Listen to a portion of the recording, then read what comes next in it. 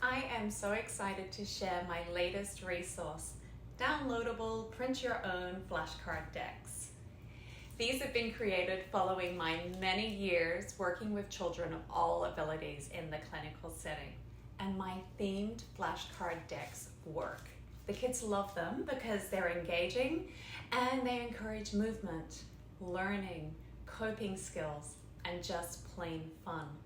From dinosaurs to Halloween, each deck includes suggested and themed centering techniques, warm-ups, guided meditation, relaxation, yoga-based movement, and games. Each card in the deck includes multiple yoga-based practices to choose from, meaning you can enjoy a different experience each time you play, and there will always be something that's suitable and accessible for the child you are working with or the setting you are working in. These are highly adaptable tools, and they work in the classroom, hospital, office, or home setting. Download and print on card or paper stock of your choice and enjoy creative, adaptable, and accessible adventures for many years to come with children of all abilities and in all settings. I promise you will not regret adding a set of 2 of these to your resource collection. And keep checking in. I have created a lot of these decks over the many years I worked in the clinical setting with children of all abilities, and I'm slowly updating and releasing them to the public so that all children can benefit from these wonderful tools.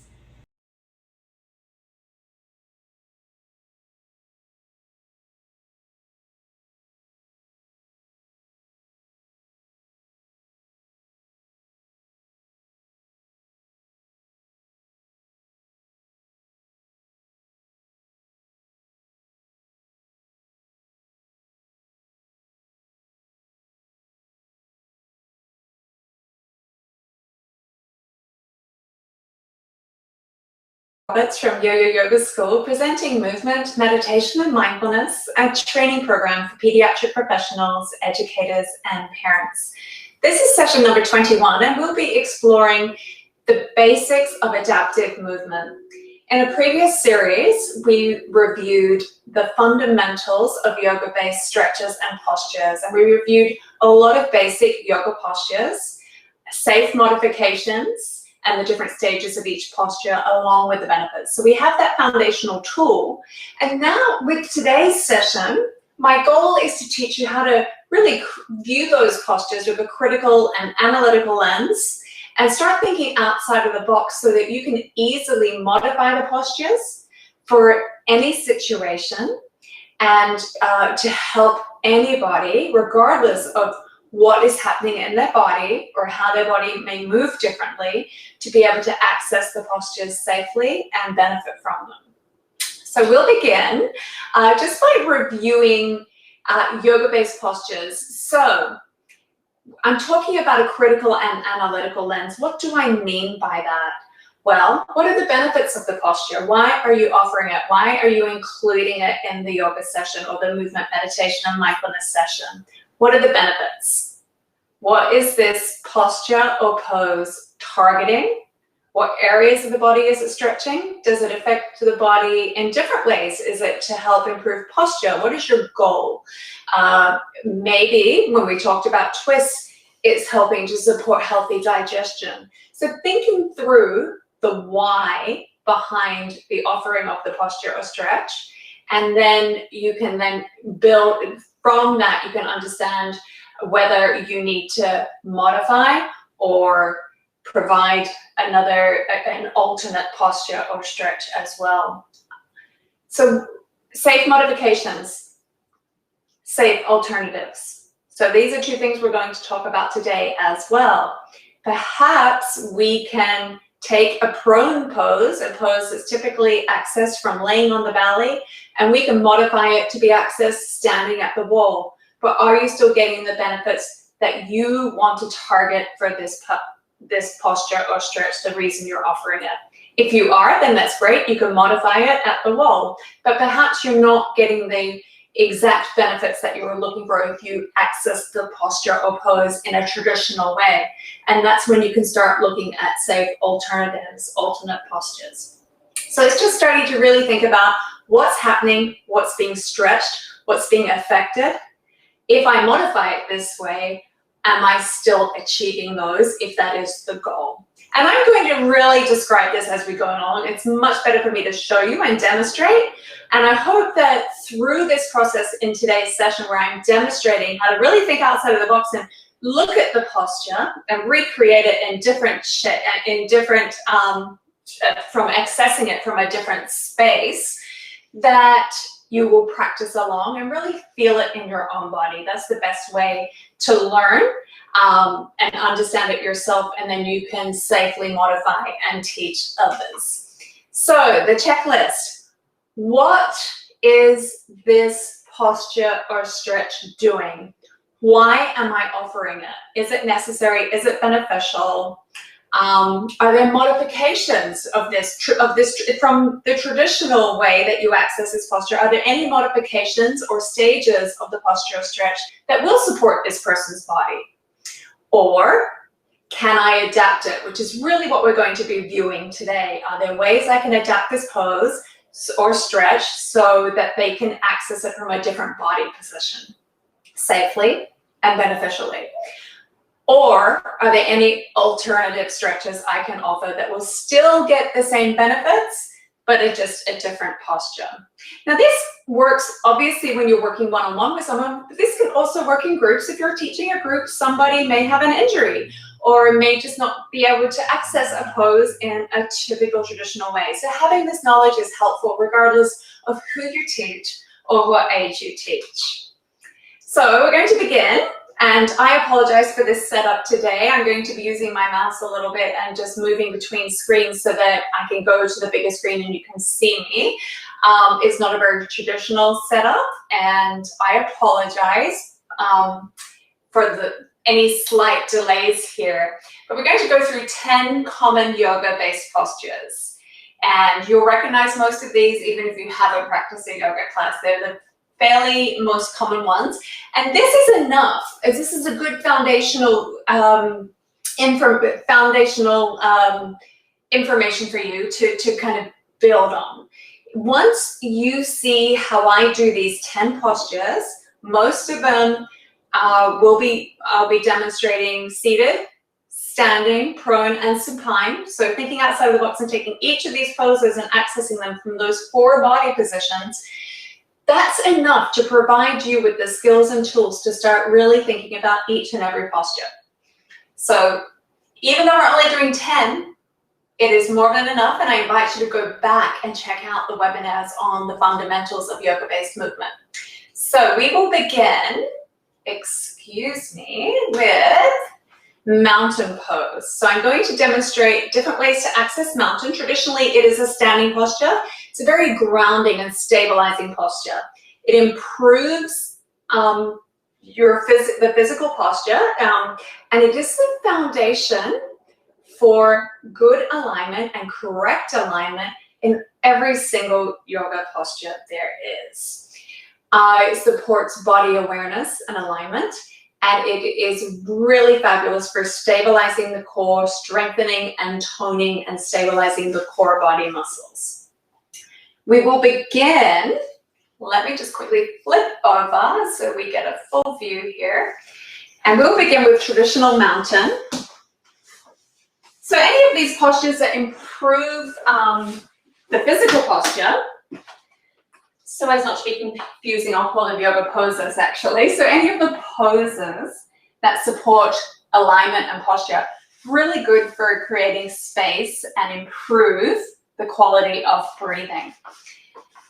And then of course, any pose that is supporting good posture, just for general overall health and to counter computer use and tablet use and phone use. We're a generation that's slowly hunching over.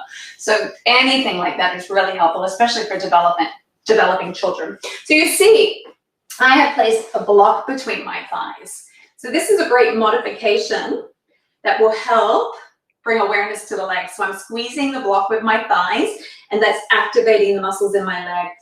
I'm pushing down through my feet, rolling my shoulders back and down, spreading my fingers wide, nice and relaxed breathing, and my posture is perfectly aligned, and I feel tall and strong as a mountain. And every muscle in my body is pretty much engaged. I'm pushing through my feet, my calves are engaged, my thighs, my tailbones touch, so that all of my core muscles are knitting together, feeling nice and strong.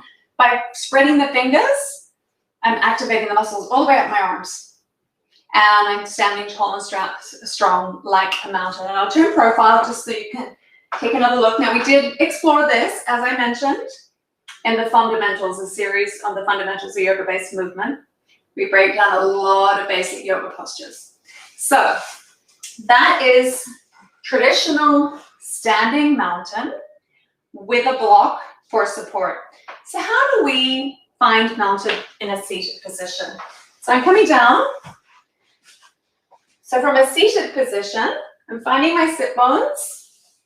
Again, activating the legs just as they were when I was standing. I'm flexing my feet, and that's activating my calves, my quads, my hamstrings, pushing down through the bum. I've got that nice lengthening of my spine. Shoulders are relaxed, and we can come into what they call prayer position with the hands pressed together.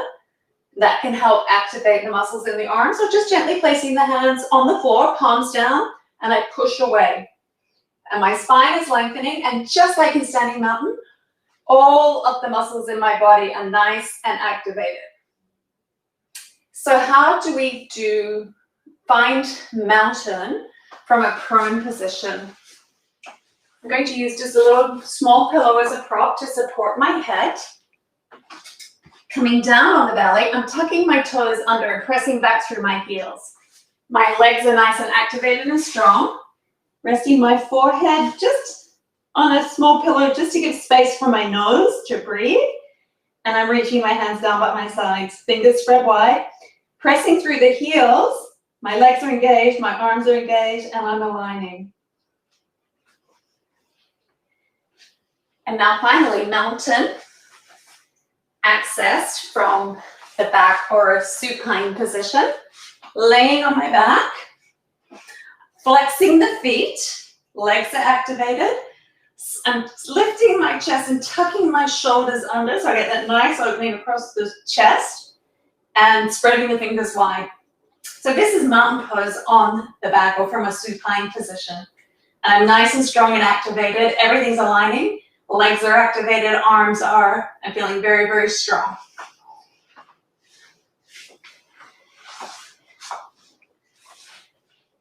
So we'll see. We're just going to flip back and we'll see which one is next. So cobra pose. Cobra is a back bend. You can see in the little illustration of the character doing it. It's a nice back bend. She is doing full cobra there, high cobra, and we'll go through the different stages of the traditional cobra before I show you the adaptations. So back bends, if you remember from the fundamentals, back bends lengthen and strengthen the back side of the body. They flex, lengthen, and strengthen the spine. But when we're back bending, we're actually stretching the front side of the body. So you're getting a nice stretch through the front side of the body, the chest, the shoulders, the abdomen. Deeper back bends that go into the core and the hip flexor muscles and the quadriceps even get a nice stretch in the groin. All those areas get a nice stretch on the front side of the body when we're doing the deeper back bends. Cobra's a milder back bend, and you can go from low cobra to high cobra, as is illustrated there, to vary the depth of the back bend. So these are great, of course, for countering slumped shoulders. I'm going to switch again to video, and we'll begin demonstrating. So another little pointer as we go into this back bend is that back bending postures, as you'll see when I lift up into cobra, they're directing my attention outwardly. So they're very good to take if we're kind of ruminating or a little bit just caught up in thoughts, depression, any of these kind of symptoms of just being stuck. If we start to look up and out, we're taking our attention outwards. So it can be very supportive for that.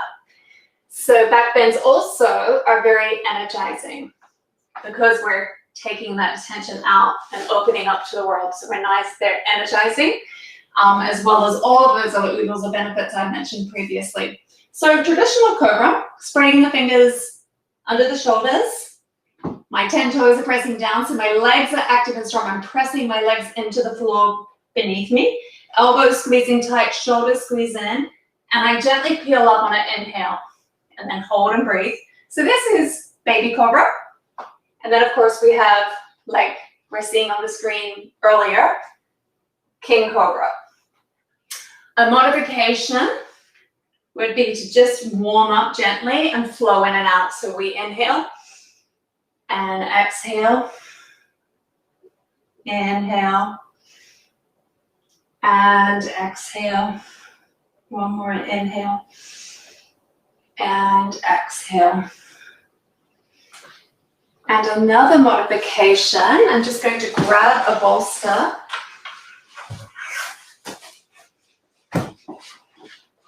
Is to place a bolster under the chest and bring the arms here. So this is a more supported and restorative cobra. So just put the bolster under my chest, my arms. I'm still working on that opening of the shoulders, squeezing them together with the hands resting on the bolster.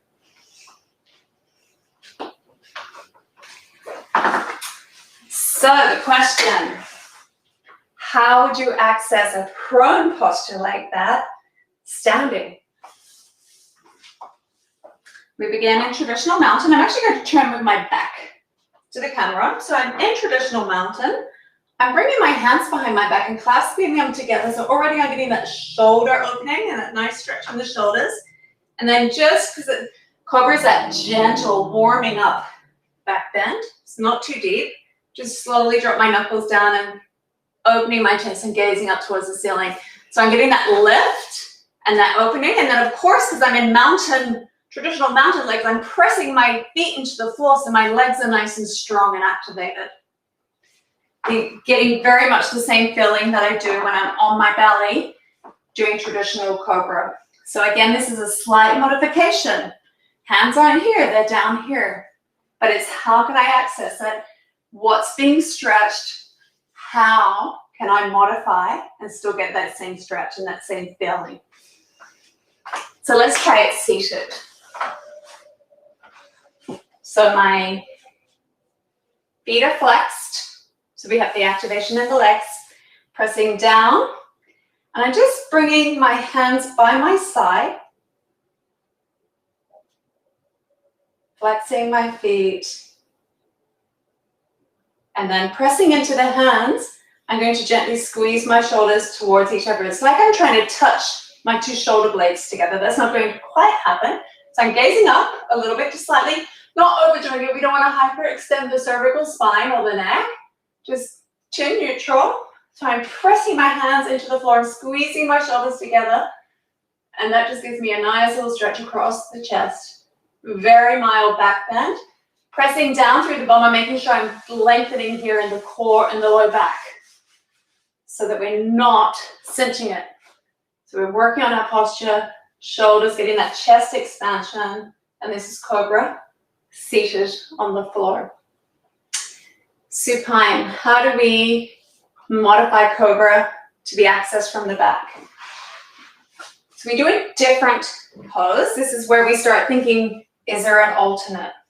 So the best one would be a mild supported fish. So I've got a rolled up towel here and I'm gently rolling, coming down, and I'm placing that rolled up towel just across my low back. The tops of my armpits just align with the top of the towel. So this part of my chest, my shoulders make it to the floor. My head is supported by the floor. My shoulders are touching the floor. And I just have this slight opening here.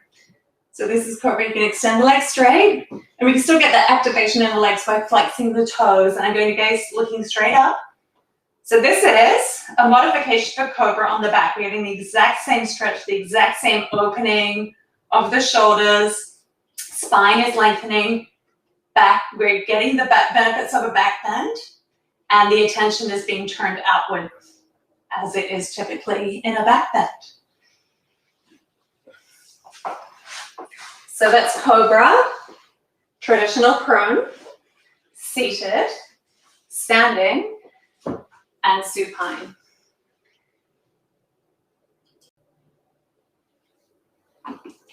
Okay, so next up, usually in a typical traditional yoga class and in movement meditation and mindfulness, after we've warmed up with some cobras, if the body is ready, we move into deeper back bend, upward facing dog.